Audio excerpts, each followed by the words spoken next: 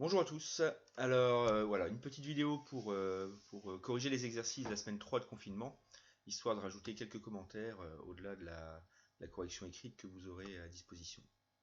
Alors, on démarre par l'exercice 32, hein, c'était un vrai faux. Donc je relis l'énoncé, hein, f est une fonction définie et dérivable sur l'intervalle -4, 4, représentée par la courbe CF ci contre. Et puis, vous devez répondre par vrai ou faux à un certain nombre de propositions. Première proposition sur l'intervalle -4, -2, f est positive. Bon, bah, c'est assez simple, hein, c'est une question qu'on pouvait poser en seconde. Bah, je regarde si la courbe est au-dessus de l'axe des abscisses. Question B, est-ce qu'elle est strictement décroissante? Bah, même chose, ça ne pose pas de souci, c'est toujours une question de type seconde. Et puis C et D, on nous parle de l'expression de la dérivée, donc là on est plutôt sur du niveau première. Alors ce que je vous propose pour corriger l'exercice, bah, c'est tout simplement à partir de la courbe, vous créez un tableau avec les variations de la fonction f et le signe de f', hein, puisque vous connaissez la propriété, hein, le signe de f' donne des informations sur les variations, mais cette propriété est réciproque. Hein. Si j'ai des informations sur les variations, j'ai des informations sur le signe de f'. Donc je me retrouve avec un tableau où on retrouve les variations de f croissant, décroissant, croissant, et le signe de f', positif, négatif, positif, avec surtout, c'est ça qui nous intéresse, des changements de signe en -2 et 2. Donc première proposition sur l'intervalle -4, -2, f est positive. Alors si je regarde soit ma courbe, soit mon tableau, bah, je vois bien qu'entre -4 et -2, je suis parfois négatif, notamment en -4. Donc c'est faux.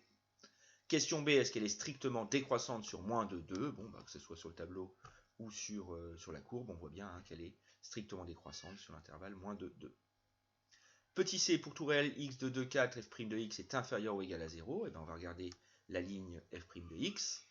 Entre 2 et 4, on est positif ou strictement positif. Sur l'intervalle -2, -0,5, f' est négative. Alors on vérifie.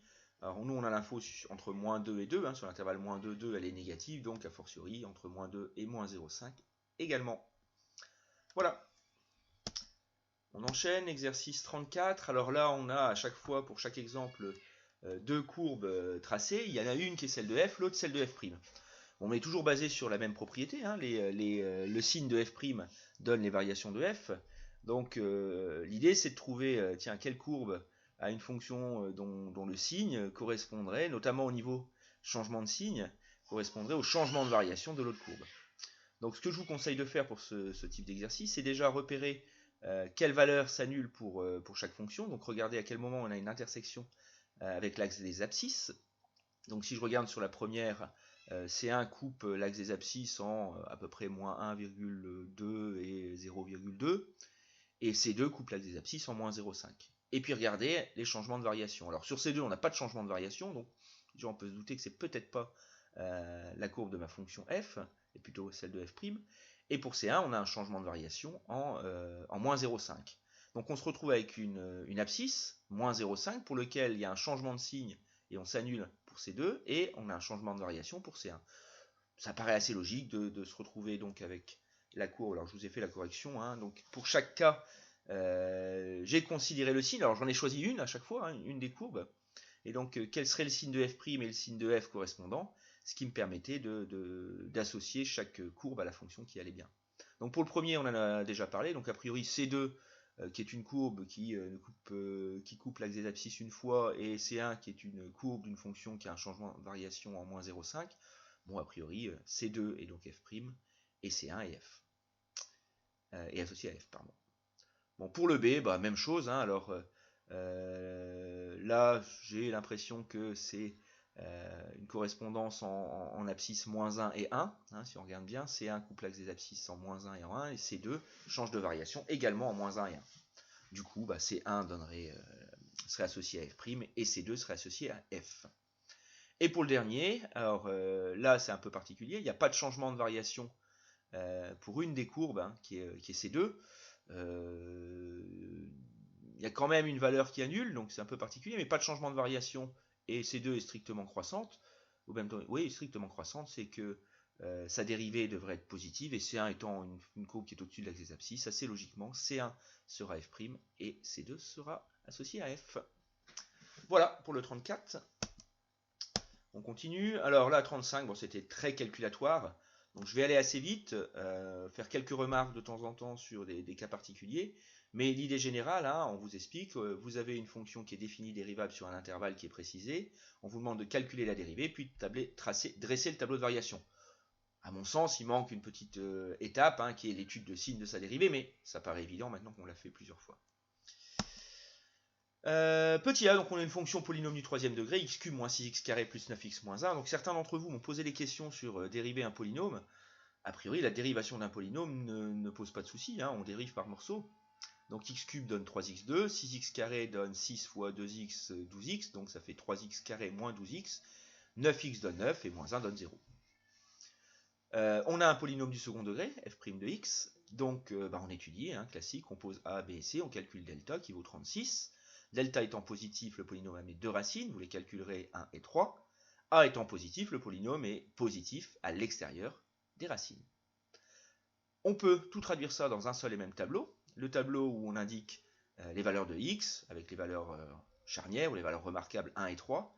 Le signe de f' de x, plus, moins, plus, changement de signe en 1 et en 3. Et les variations de f. D'accord ? Donc croissant, décroissant, croissant. Assez logiquement.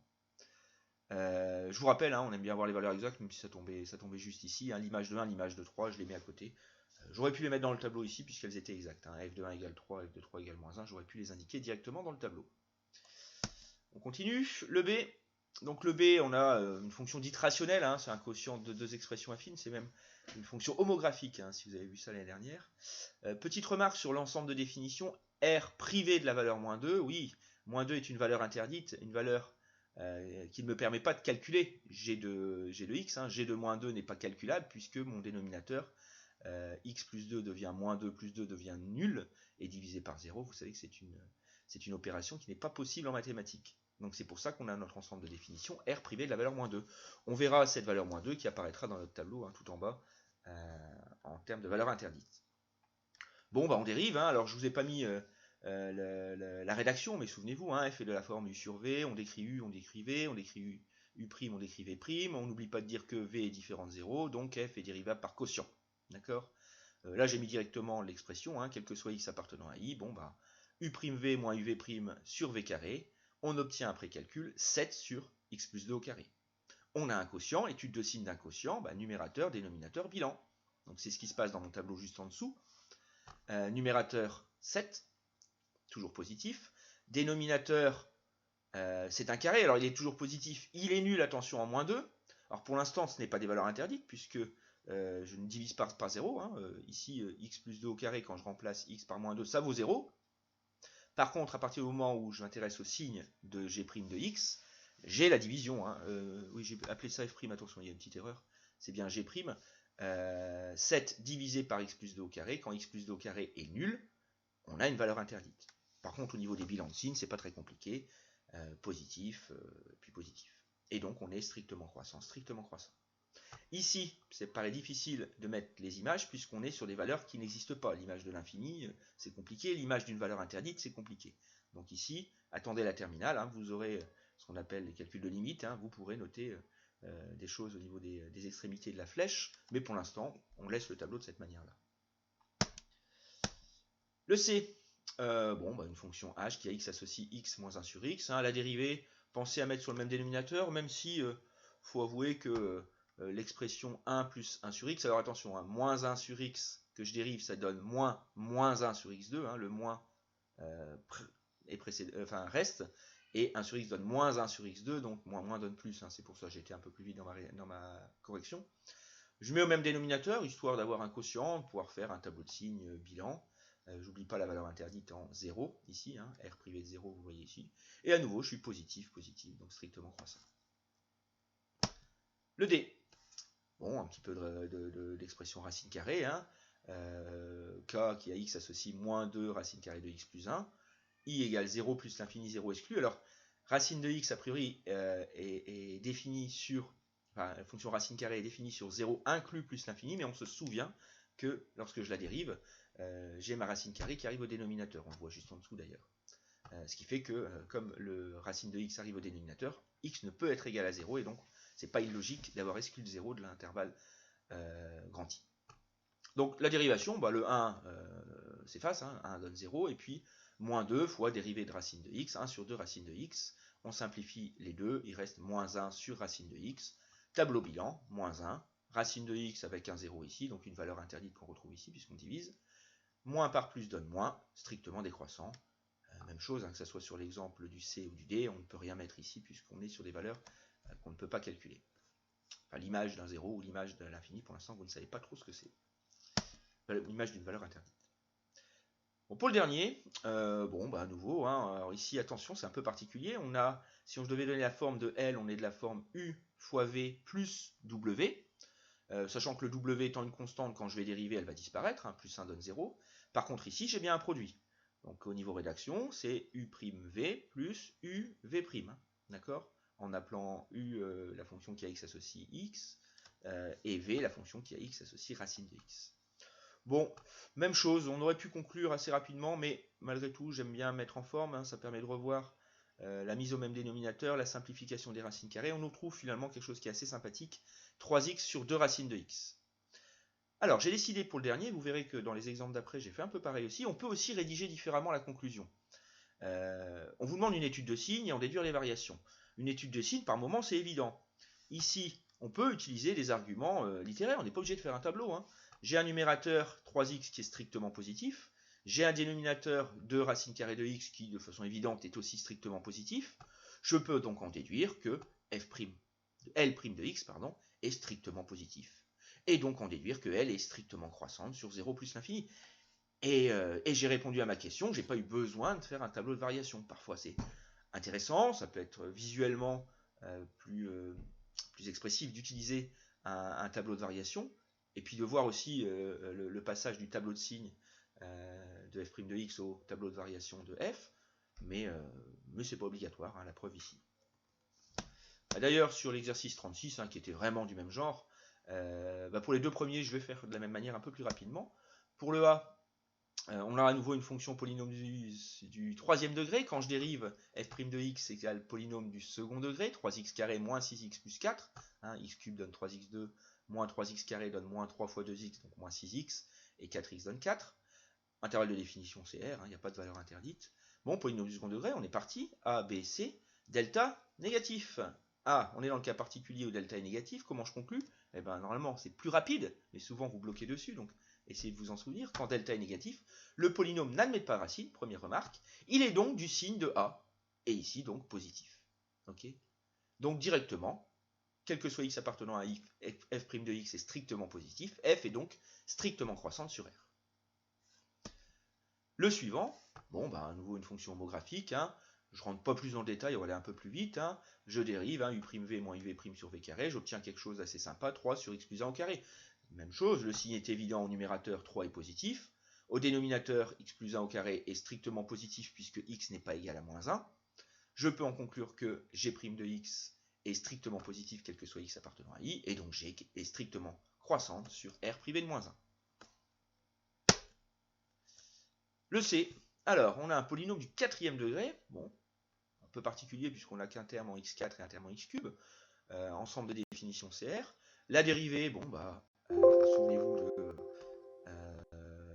x4 donne 4x cube, moins 4 tiers de x cube donne moins 4 tiers fois 3x carré, ce qui donne 4x cube moins 4x carré, égale 4x carré facteur de x moins 1. Tableau de signes, 4x carré est strictement positif, x moins 1 s'annule en 1 moins plus, ok, c'est une expression affine, le signe bilan, moins 0 plus, oui, il y a un moins, deux moins, séparé d'un 0, c'est possible.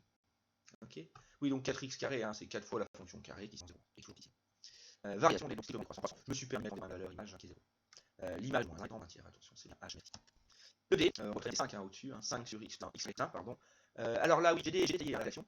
Quelle forme 5, 1 sur u, ou quel que soit x appartenant à i, u égale x carré plus 1 x égale 2. Ici, une forme dérivée de moins u' sur u carré, hein, ce qui est problématique. On peut travailler avec un quotient en faisant le quotient de 5 par x carré plus 1 et en faisant la forme sur v et dérivée u', c'est du poisson rédigé un peu différemment. Je laisse 30 secondes, j'ai la batterie qui sonne, je reviens. Ça m'a rappelé la vidéo.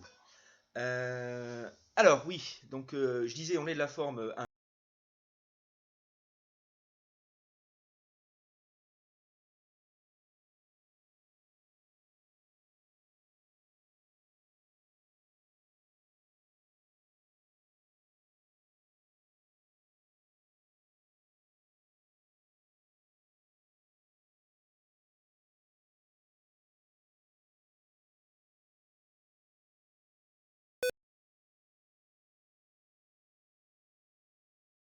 sur u, donc dérivé moins u' sur u carré. Le 5 est un nombre que je peux mettre devant, hein, 5 fois 1 sur u, donc 5 fois moins u' sur u carré, ça fait 5 fois moins 2x sur x carré plus 1 le tout au carré, ce qui fait moins 5 fois 2x, moins 10x sur x carré plus 1 au carré. Ok. Le signe, bon, bah moins 12x, attention, hein, on s'annule en 0, mais on est plus moins. X carré plus 1 au carré plus plus, ok. Signe de k', positif. J'ai oublié un nul ici. Nul ici, négatif. Bon, il faudra le rajouter. Variation de k, on est donc strictement croissant, puis strictement décroissant. Avec k de 0, hein, on le calcule assez rapidement, ça fait 5 sur 0 au carré plus 1, ça fait 5. Ok. Le dernier de l'exo, le E. Bon, on est sous la forme d'un produit, alors c'est particulier puisque j'ai deux méthodes pour dériver ça. Là, j'ai utilisé, puisqu'on ne l'avait pas encore utilisé depuis le début, la formule d'un produit. Hein. Si ça, j'appelle si x moins 3 est u de x et x carré plus 1 c'est v de x, je vous rappelle la formule. L' égale u'v plus uv'. Ici, donc, u'1 fois v x carré, enfin u' fois v de x, x carré plus 1, plus u de x, x moins 3 fois v' de x, 2x. Hein, on développe, on simplifie, on trouve un polynôme du second degré, 3x carré moins 6x plus 1. Une petite remarque, on aurait pu développer cette expression-là, on aurait eu un polynôme du troisième degré, en dérivant, on aurait trouvé évidemment la même chose.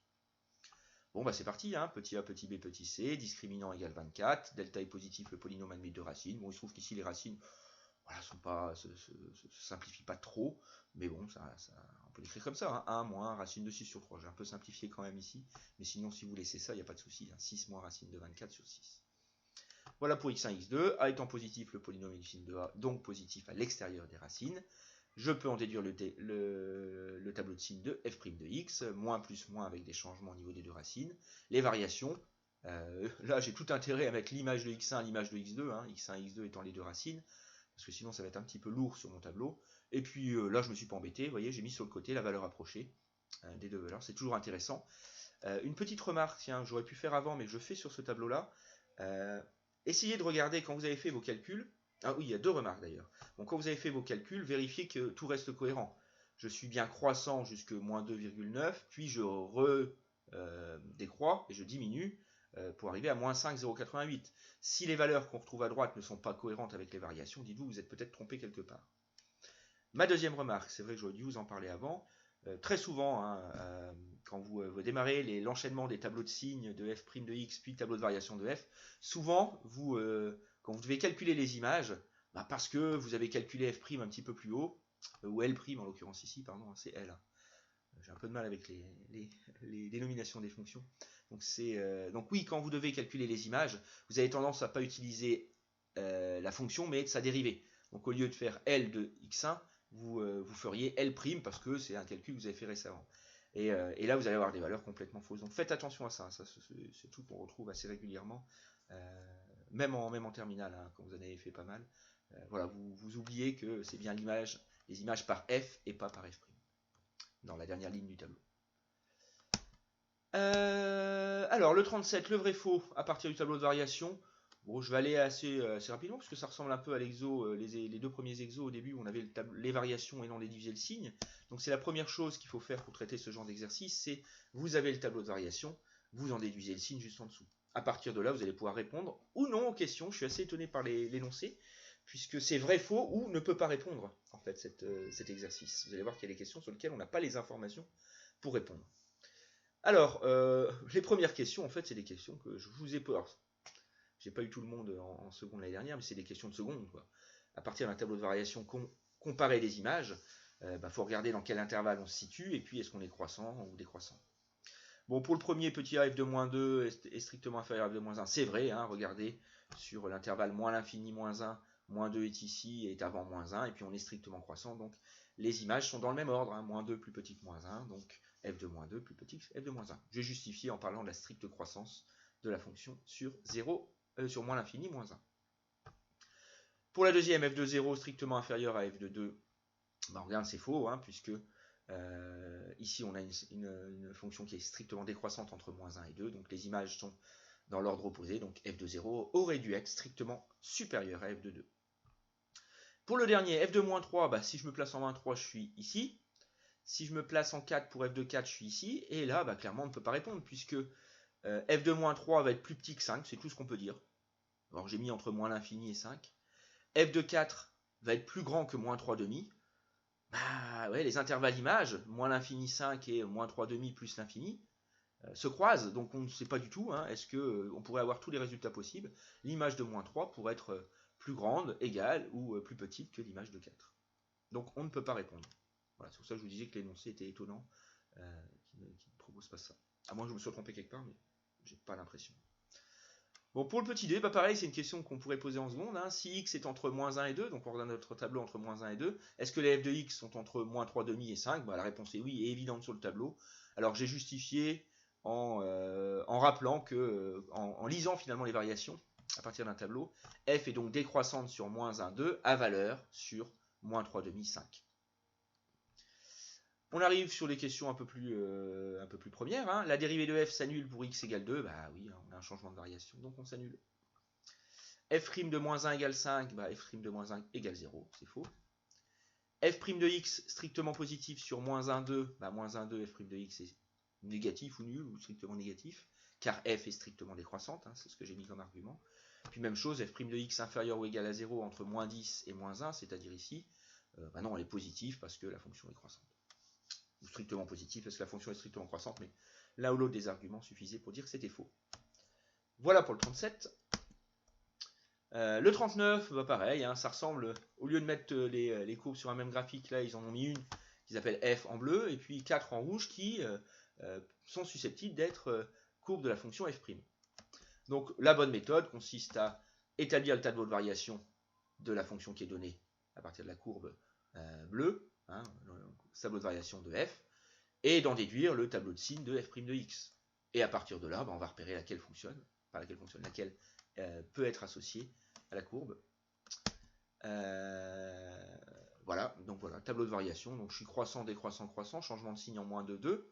Hein, donc ça s'annule en moins 2 et 2. Donc là, on avait déjà, on peut retirer celle-ci. Hein, la D n'est pas possible, puisque ça s'annule en moins 2 et 2. Ici, ça s'annule en 0 et en 3. Alors, il reste le choix entre le A, la B et la C. Ben, on va regarder le signe. Je dois être positif, négatif, positif. Ben, la seule qui est d'abord positive, puis négative, puis positive, c'est la fonction associée à C2. Donc la bonne réponse était C2. On est sur le dernier exercice, bon, un peu plus concret. Hein, bon, je relis. Hein. On s'intéresse à une agence de publicité qui lance une campagne sur une durée de 15 semaines afin de promouvoir une nouvelle marque de smoothies, je ne sais pas si je le prononce bien, avec une fonction qui donne finalement le pourcentage de personnes qui ont pris connaissance de la marque, hein, de cette nouvelle marque, en fonction du nombre de semaines. Alors ça c'est intéressant, hein, c'est ce qu'on appelle la notoriété en économie. Voilà, on lance une campagne de pub, on veut arriver à un certain niveau de notoriété avant d'arrêter la campagne. On verra que très rapidement la notoriété augmente, hein, ça c'est assez classique en économie. Dès que vous lancez une campagne de pub, très vite votre produit se fait connaître, pas par tout le monde, hein, mais se fait connaître très rapidement. Et puis après c'est très difficile de gagner quelques pourcentages supplémentaires au niveau de la reconnaissance. Hein. C'est assez classique, vous allez voir qu'ici ça ressemble pas mal à ça. Donc la fonction, bah, c'est une fonction qui ressemble à des fonctions qu'on a étudiées sans interprétation concrète. On vous dit que f de x égale 75x sur x plus 2 avec x le nombre de semaines écoulées et f de x le pourcentage de personnes qui connaissent la marque.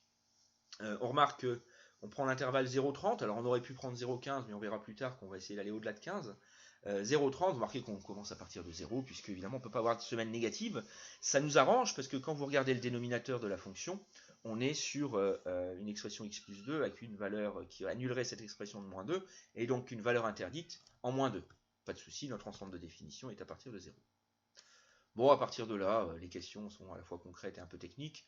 Première question, on y va, petit a. Est-ce qu'après 10 semaines de publicité, l'objectif est atteint? Bah, vous faites le calcul, hein, f de 10, on trouve 62,5, on traduit en pourcentage, au bout de 10 semaines, 62,5 des personnes connaissent le produit, on en attendait 70, donc l'objectif n'a pas été atteint. Bon, petit b, étudier les variations, bon, il vous aide, hein, mais bon, je pense que vous connaissez la méthode maintenant. Dériver la fonction f, étudier le signe de f' de x, en déduire les variations, bon, je rentre pas trop dans le détail, technique. Hein, là, j'ai rédigé, voilà, comme on aimerait bien que vous rédigiez en DS, hein, un petit peu plus, un peu mieux que dans les exercices précédents. Je vous inviterai prendre, à prendre exemple dessus. Donc, on trouve comme dérivée, hein, je ne rentre pas dans le détail, vous regarderez vous-même, on trouve comme dérivée f' de x égale 150 sur x plus 2, le tout au carré. À nouveau, bah, je n'ai pas utilisé de tableau bilan pour le signe, hein, puisque 150 est strictement positif pour x entre 0 et 30, et x plus 2 le tout au carré est strictement positif, donc par quotient, f' de x est strictement positif sur l'intervalle 0,30. J'en déduis que f est strictement croissante sur 0,30, j'établis le tableau de variation strictement croissante, l'image de 0 c'est 0, bon je l'ai laissé, hein, ça paraît évident, 0% connaissent la marque tant qu'elle n'a pas fait de pub, hein, tout ça est bien cohérent. Et l'image de 30 donne 70,3125. Bon, bah, au bout de 30 semaines, vous voyez, on est un peu au-delà de 70%, on a atteint l'objectif. Maintenant, nous, je vous rappelle qu'au départ, on était sur 15 semaines et pas sur 30 semaines. Deuxième partie de l'exercice. Alors, bon, je me suis amusé à tracer la courbe, mais évidemment, vous demandez de le faire sur la calculatrice, vous avez le petit icône. Donc, dans un repère, construire la courbe représentative de f sur 0,30. Bon voilà, je l'ai tracé. Vous essayez de le faire dans un repère adapté. Petit D, après les 15 premières semaines de campagne, l'agence demande un délai supplémentaire justifié sur ce résultat. Bah, c'est un petit peu comme la question 1. Je vais calculer l'image de 15. Je trouve 66,2 environ. Hein. Bah, au bout de 15 semaines, l'objectif n'est toujours pas atteint. Le délai supplémentaire est donc nécessaire. Dernière question, combien de semaines supplémentaires seront nécessaires à l'agence publicitaire pour atteindre l'objectif lié par entreprise, c'est-à-dire au moins 70% des personnes connaissent le produit. Alors il y a plusieurs méthodes pour ça. On a fait des choses comme ça, peut-être pas avec des fonctions comme ça l'année dernière en seconde. Voilà, c'est un seuil finalement, on veut atteindre le seuil de 70%, on sait qu'on est strictement croissant. Alors regardez, sur le graphique déjà j'avais mis 15, hein, vous voyez qu'en 15 on était en dessous de 70. Là c'est un peu compliqué parce que comme elle s'écrase beaucoup cette courbe là à partir de la semaine 20, on a du mal à repérer graphiquement, hein, ça risque d'être très imprécis, à quel moment on passe la barre des 70%. Donc graphiquement c'est possible. Votre calculatrice par contre, c'est ce que je mets en remarque tout en dessous, la calculatrice avec le menu graphe, c'est possible. Hein, vous tracez une droite y égale 70 et vous cherchez l'intersection entre la courbe et la droite, elle va vous donner précisément la valeur. Ok. Bon, c'est possible la calculatrice que j'ai mis, hein, exact avec la calculatrice en l'occurrence ici avec le menu graphe. Par contre sur le dessin c'est quand même assez imprécis. Bon, deux autres méthodes. Nouveau la calculatrice, ça peut être le menu table de la calculatrice. Et dans ce cas-là, vous voyez que l'image de 28 donne 70. Bon. On a de la chance que ça tombe juste, hein, parce qu'avec le menu table, si c'était 28,232, je pense que vous auriez mis un bout de temps avant de trouver la valeur grâce au menu table. Hein, je vous rappelle, le menu table, c'est vous qui décidez quel est le pas à donner sur vos valeurs de x entre 0 et 30. Donc aller de 1 en 1, c'est rapide. Si on a 3 chiffres derrière la virgule, bon, c'est possible, hein, ça prend aussi, et puis vous verrez l'année prochaine d'ailleurs on aura des méthodes, ce qu'on appelle par balayage, qui permet d'aller assez rapidement grâce au menu table à résoudre une équation, mais bon, ici c'était assez simple sur cet exemple là. Non, je pense que ce qu'il faut utiliser c'est vraiment la méthode 2 au niveau rédaction, hein. Je pense que c'est ce qu'on attend de vous dans ce type d'exercice. Bon, bah je résous une inéquation tout bêtement. Quand est-ce que je dépasse 70%? Bah quand f de x est supérieur ou égal à 70. Alors, vous remarquez que j'ai passé le x plus 2 de l'autre côté. Il faut être vigilant quand même quand on multiplie par quelque chose dont on n'est pas sûr du signe au départ, hein, puisque x plus 2 comporte du x, a priori, x on ne connaît pas sa valeur.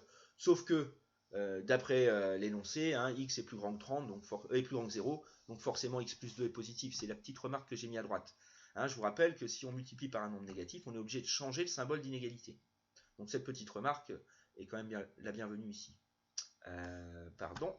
Mon diaporama s'est arrêté, je vais le relancer pour la fin. Je ne sais pas pourquoi il s'est arrêté. On y revient. Voilà, bientôt. Voilà, ok. Alors, donc méthode 2, donc je termine l'inéquation. Bon après, hein, une équation, vous pouvez résoudre tout à fait au niveau collège, hein, je crois en 3e on sait faire ça. 5x supérieur ou égal à 140, x supérieur à 140 sur 5, x supérieur ou égal à 28. Et là, ce qui est intéressant, c'est qu'on a vraiment une inéquation. Hein. On est supérieur ou égal à 70, donc la notoriété est supérieure à 70%, si et seulement si x est supérieur à 28, donc il faudra attendre 28 semaines pour réaliser l'objectif. Ok. Petite remarque pour terminer sur cet exercice. Voyez, hein, on atteint assez rapidement 50%, hein, au bout de 4 semaines, on a 50% de notoriété. La question qu'on peut se poser, ça coûte très cher une campagne de pub. Est-ce que ça vaut le coup de prolonger de tant de semaines, hein, on part de 4 semaines à 28 semaines, c'est-à-dire on prolonge de 24 semaines.